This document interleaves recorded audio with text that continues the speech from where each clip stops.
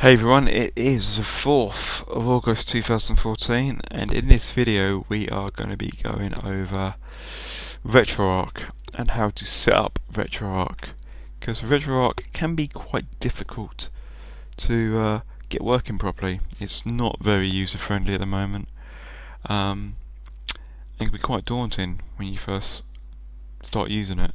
It's not as easy, straightforward and user friendly as other emulators out there. So I thought I'd put a video up of general setting up configurations for the different systems cores. They're called cores in RetroArch, but basically they're just the emulators for each system. So what we have here is a fresh install folder bar the ROMs folder down the bottom here and the overlays. You won't get that in the fresh install. And basically what this version is it's one of the nightly builds, like the beta version.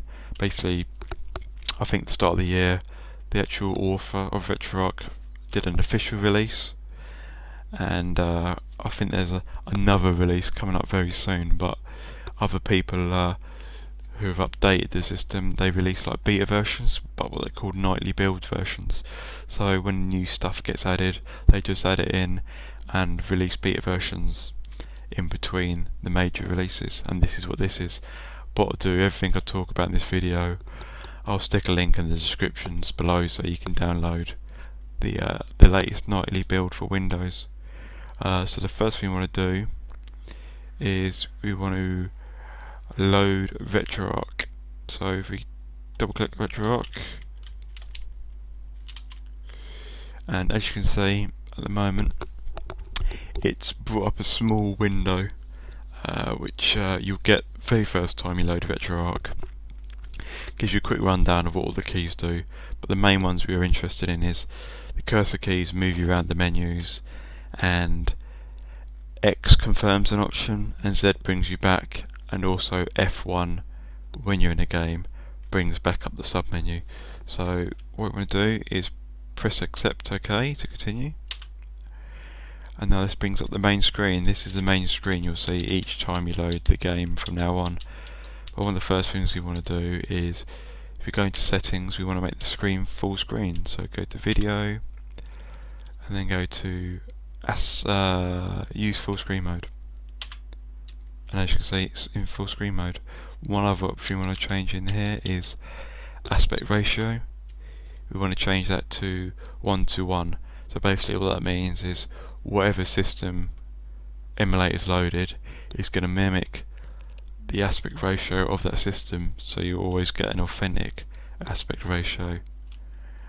So where PlayStation 2 will be, most games were 16:9, it will swap to 16:9, and for older games it will be 4:3 or 5:4 or whatever the ratio was for that game or system.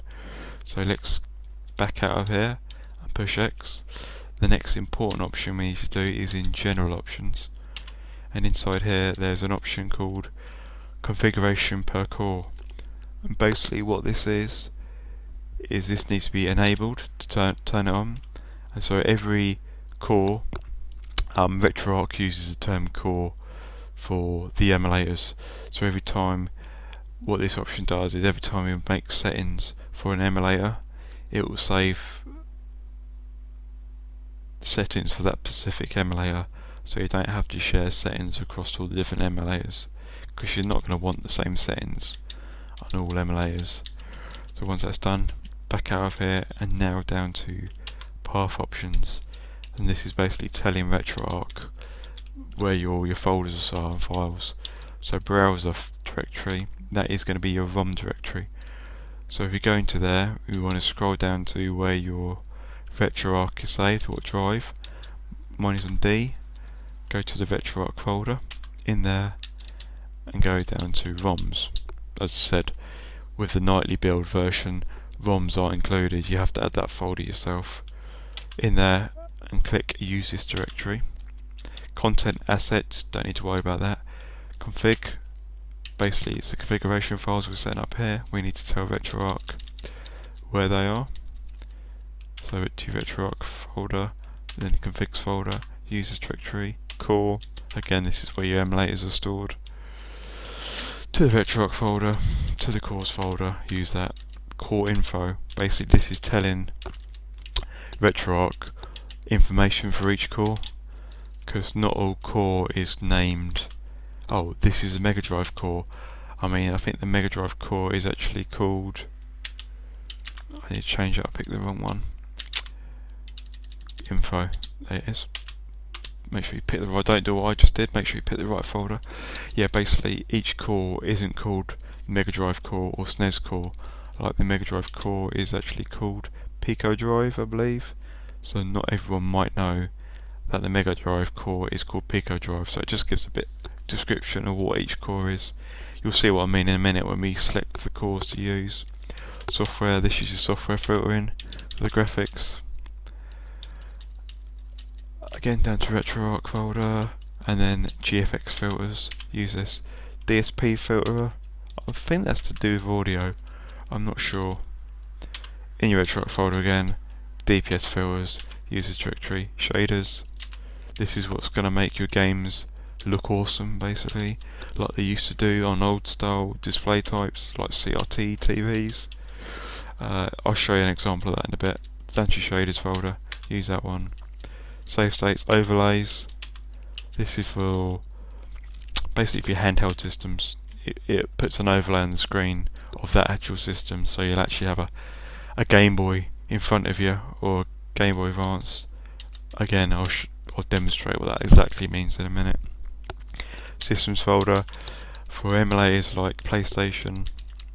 They need BIOS files for the emulator to work. This is where you'll put the BIOS files in the systems folder. And screenshots, self-explanatory, really. And that's pretty much it. So what we're going to do is back out of here. And that's pretty much your default settings set up. So what we want to do is escape out of RetroArch, so it will save these settings. So if you push escape, go back to a desktop window, and you'll see now at the top here is create 2 new configuration files. So that's basically our basic setup. So once again, go back into RetroArch,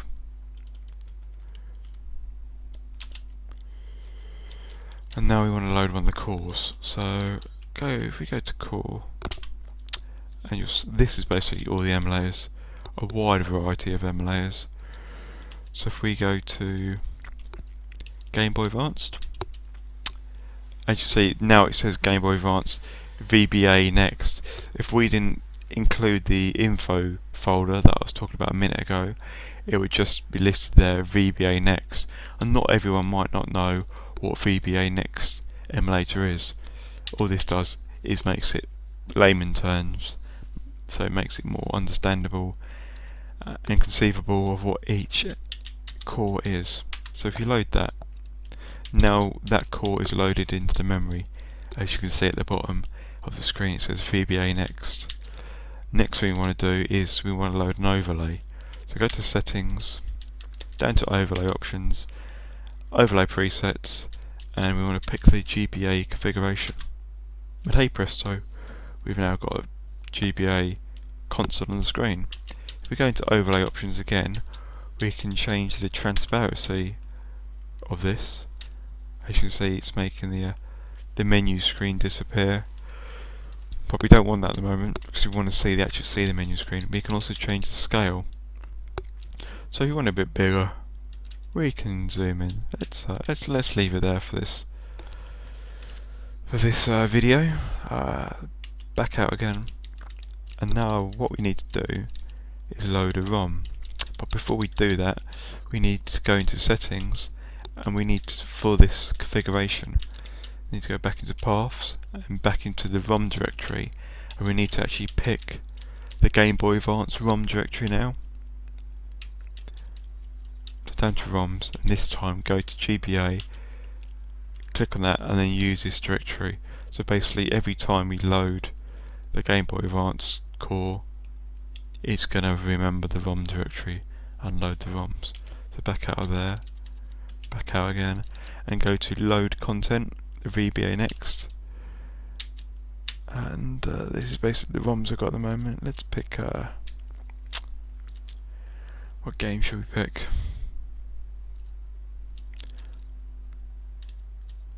Let's pick Super Mario Advanced. Click X on that. Turn that volume down a bit. Turn it down a bit so you can actually hear what I'm saying.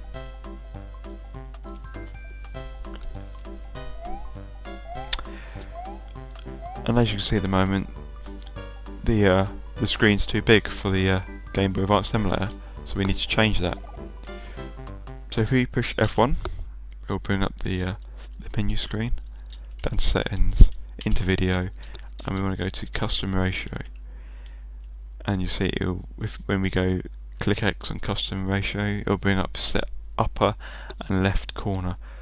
So basically what it's doing, use the arrow keys, and we're changing the left hand side of the screen and the top of the screen, and we want to move it in so it fits the Gameboy Advanced overlay screen. I'm not sure if there's a quicker way to move the screen in. This can take a while, but as I said, you only have to do it once and then save the configuration, and you won't have to do it again, which is a godsend. So we're moving the top of the screen down now. Once we've done that, we push X again, and it will then start to move the bottom and right hand side of the screen. So if we push X now, you'll see it says set bottom and right. So you want to push up on the cursor keys to bring the bottom of the screen up.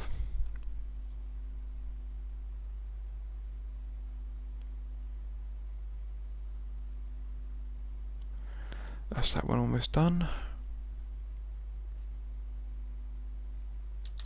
And now the right hand side. I said this is a bit time consuming, but you only have to do it on the initial setup, and then after that it will be saved. But if you decide to change the scale of the overlay again, if you want a bit smaller or a bit bigger, then you're going to have to do this again to fit the screen in.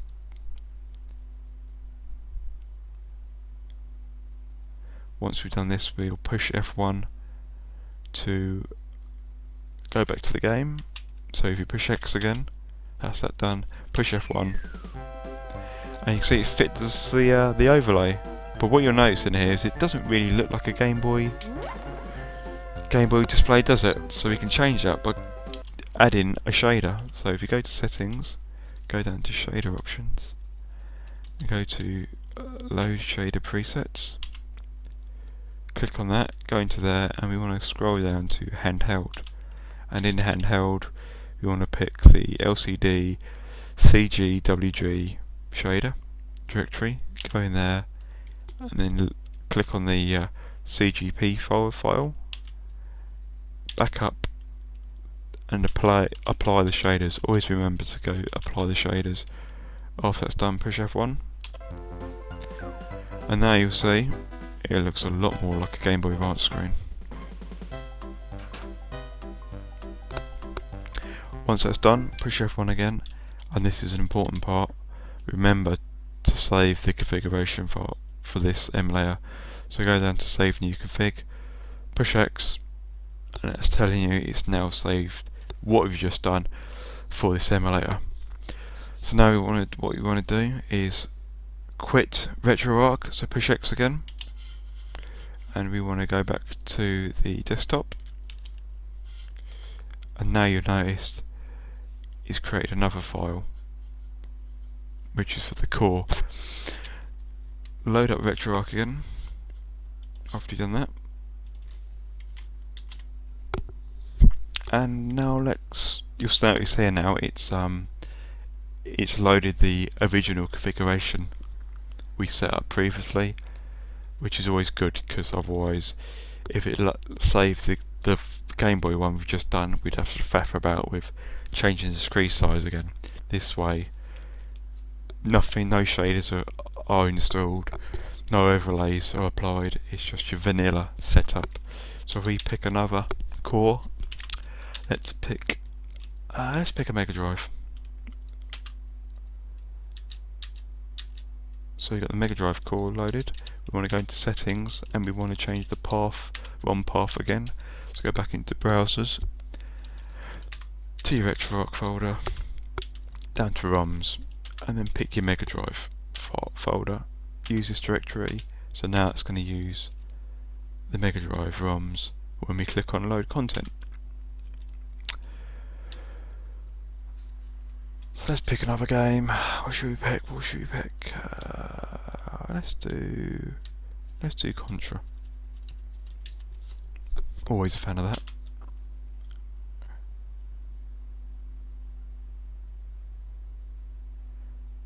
And as you'll notice again with this,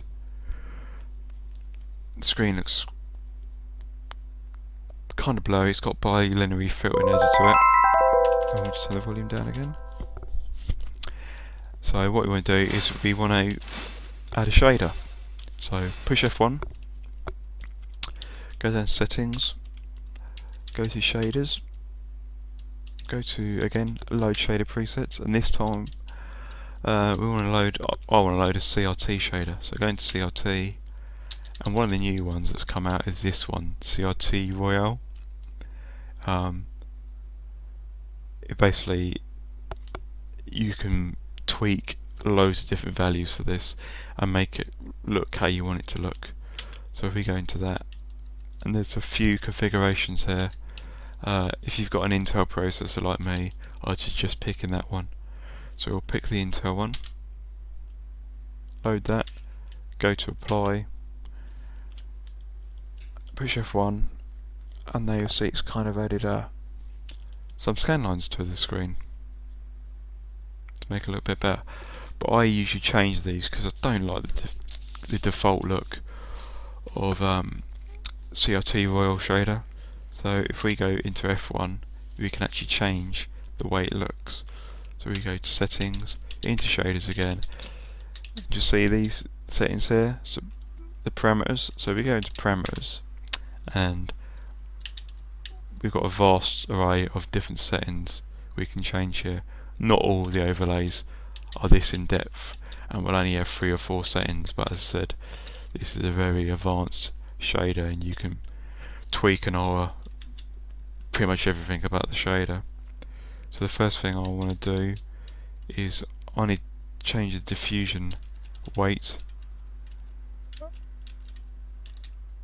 Basically I can remember these off the top of my head, so I'll just quickly change these because to me it looks more pleasing than the default setup.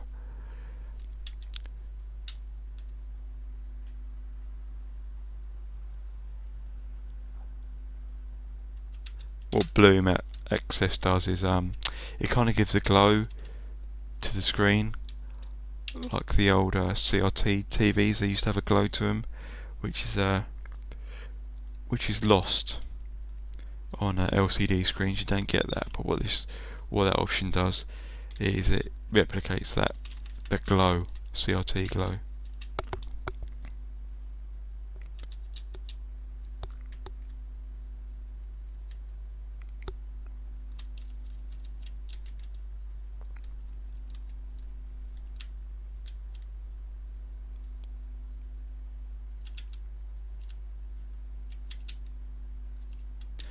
One final setting to change is the border size. I don't like the curved edges that are there. So once that's done, exit out, apply it, and we can also now save these settings we've just done.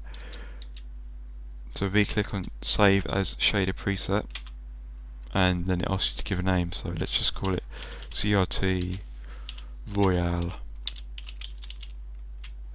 blocker boots. Push enter. Go to apply shaders again, and now that's saved that shader setting. So go back to the game, and to me it looks a lot better. So if we quit, go to F1 again, and now we want to save this configuration. So down to save new configuration, push X, and that's saved that configuration.